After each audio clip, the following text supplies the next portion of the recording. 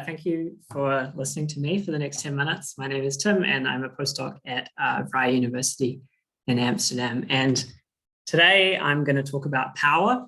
I'm going to talk about who holds the power in European agri-food systems and who is merely a pawn at the whims of other actors.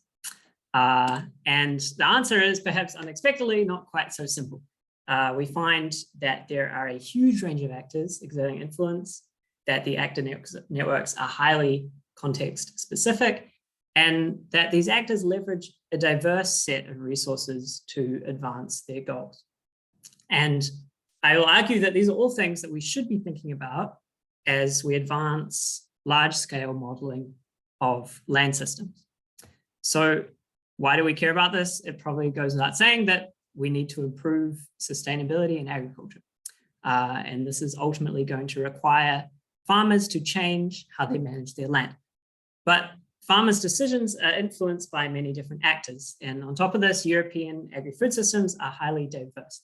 So in this work, which is still very much a work in progress, so I'm interested in hearing all of your thoughts on it, we sought to characterize this diversity. And I did this by reviewing and synthesizing the case study literature. So I collected a set of academic research articles that discuss farmers and their relations with other players in the agri-food system. And within each of these articles, I coded the actors and their relationships in order to create a kind of actor network for each case study. And so far I've done this for 40 different articles.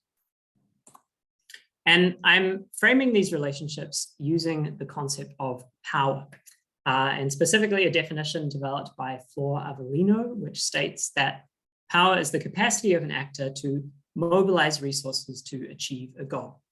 And these relationships can really materialize in three distinct ways. They can be one way, so actor one mobilizing resources on actor two. They can be two-way with either a balanced or an unbalanced amount of power. So for instance, we can think about trade between a farmer and a processing company. And so the farmer mobilizes their natural resources or their agricultural production and receives money in return. And this relationship can be characterized by different balances of power in different contexts. And so these relationships are characterized by both quantitative components, so like who are the actors, what is the balance of power, and more qualitative components, like what is the nature of the relationship? So is one actor dependent on the other, or are they competing with each other? And other things like, for instance, does this relationship promote stability of the status quo or challenge it?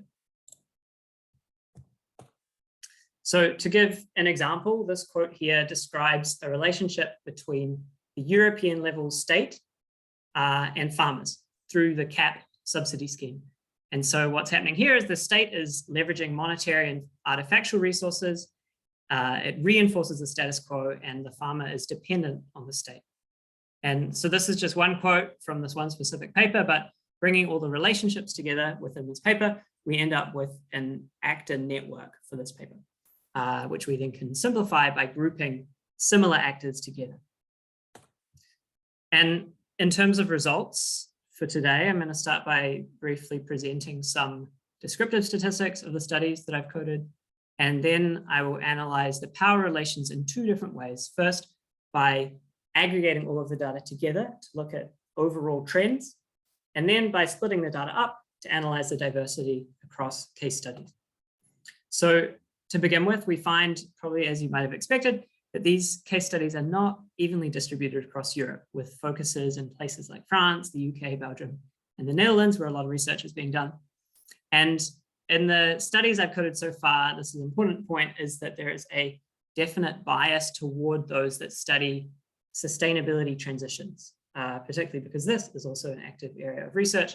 And so we've got to keep this in mind when interpreting the results that I'll show soon, that these relationships are not necessarily representative of the European context as a whole. But looking at the actors that are discussed in these case studies, we find a huge diversity. We see a total of 123 different actors that are mentioned, which we aggregated into 14 different groups. Farmers were discussed in every single case study, followed by state actors and then conventional value chain actors. But there are many more that, although maybe not always present, did and play important roles in individual contexts. So really the take-home message here is that there is a huge diversity of actors and relationships, and that we should not be ignoring this.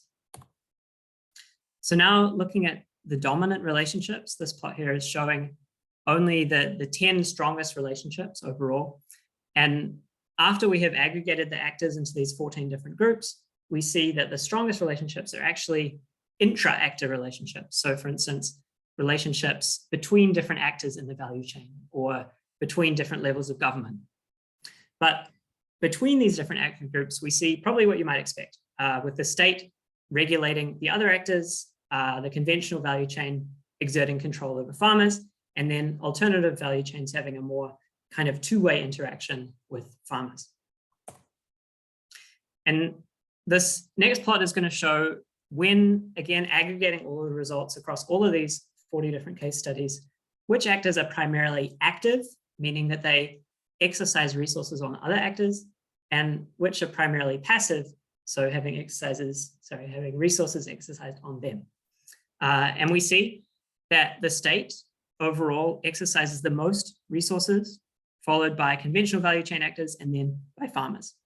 And then more on the left-hand side of the pot, the passive side, we see that farmers are the most frequent actor to assume a passive role in these relationships. And so the takeaways here are really that a mix of resources are being mobilized. So we don't just see money being used, but other things like beliefs, which are more kind of discursive, but are used by many different actors. And there is no single monolithic actor. Most actors are both passive and active in different contexts. And finally, that farmers are more frequently passive than other actors. But this is really just one side of the story, because like I mentioned before, these case studies are highly diverse. And so when we plot a similar thing to before, but this time just for farmers, and this time also splitting up each different case study on the vertical axis, we see a very wide distribution in which some farmers have power and some do not. So again, this really underscores the context specificity of these power dynamics and actor networks, and therefore suggests that when attempting to model land use change at large scales, we need to be attuned to the variable levels of effective agency that farmers have. So today I have presented results at kind of the macro level by aggregating all the data together, and also at the micro level by examining the variability across case studies. But what I'm interested in doing next is something in between. So for instance, by identifying a typology or set of archetypical network structures, I'm also interested in looking at how the actor networks correspond to sustainability outcomes, as well as how they have changed over time.